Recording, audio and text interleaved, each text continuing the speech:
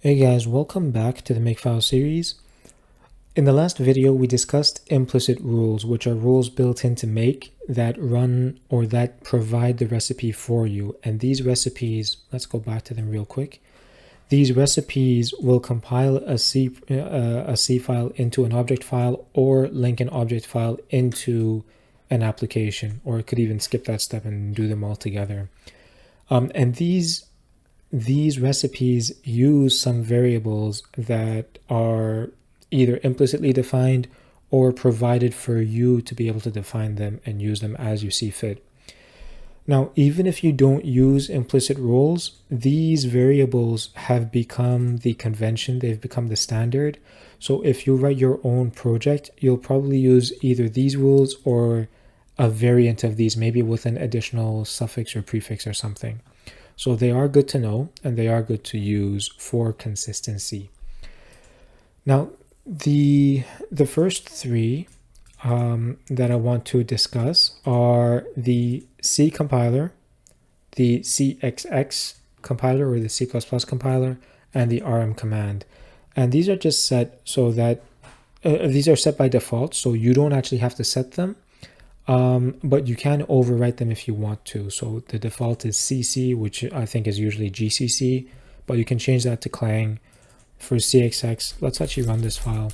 For CXX, it's G++, and RM actually adds the -f flag so that if you try to delete a file that doesn't exist, you won't get an error, because if you get an error, Make is going to exit immediately. Now, the next set are flags that you pass in. So you have the C flags, the C preprocessor flags, and the C++ or the CXX flags. The C preprocessor flags are used in both the C implicit rules and they're used in the C++ implicit rules. And that's the convention that other people follow as well. And finally, you have the linker flags and the linker libraries. So the linker flags could be flags that help you determine where a library is, and the linker libraries are going to be the libraries that you actually want to link to. So this could be your own library, or it could be a built-in library like OpenSSL or libcrypt or something. Now, we also have make-related variables. These are not implicit variables. They're more like special variables, but they're not even special variables. They're just some meta variables that are out there. And we can see the first thing is cur_dir, which is the current directory. So that's where I'm running this makefile from. If I go up a directory and I run that makefile,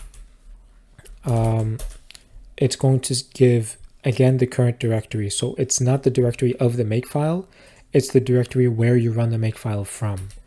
But if you'd like, you can actually change directory into something else and then pass the makefile that you would like to run. In which case it will actually update itself to the directory of that makefile. But just be aware of the difference between, -C to change directory versus -F to run a makefile from another directory. So cur_dir is not very intuitive to use to figure out the directory of a makefile. You might, I'm going to skip this one. You might be able to combine that with makefile list, which has the name of the makefiles that you're running.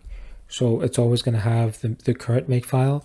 But if you ever include another makefile using this include line over here, so we can do 5 tips and tricks.mk from here, it's going to copy the contents of that file and put that here.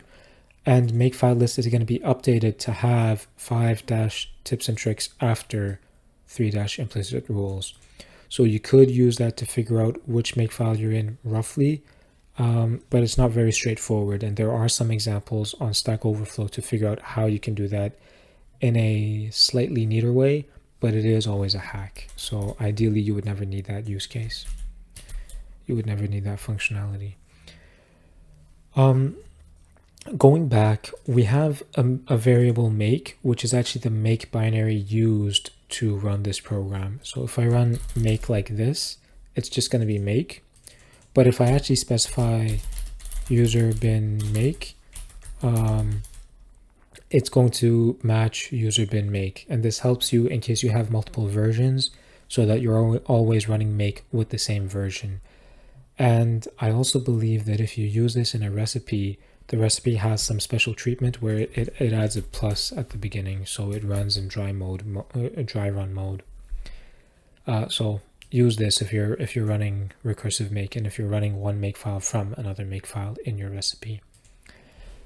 Next up, we have make flags and make goals. So if I run this makefile,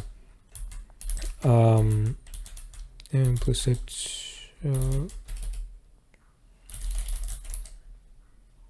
why did it not autocomplete? Oh, I forgot the number.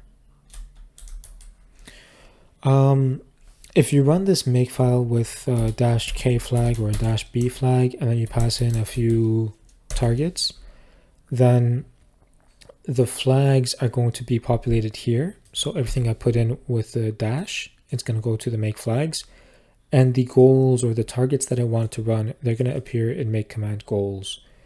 Ideally, you would not need either of these, but maybe you do for your specific niche use case, so that is available. Note that not all flags are passed in to the make flag. So if I add -j, the j doesn't appear over here, and there might be others, but it doesn't have everything, so just be aware of that. That's all for these. There's not a lot of information on these, and they might not be very useful, but sometimes they are, especially current directory if you're using it once from the top level makefile. But aside from that, hopefully you can use more generic or you can use full path names for your files, and maybe you should not use recursive make.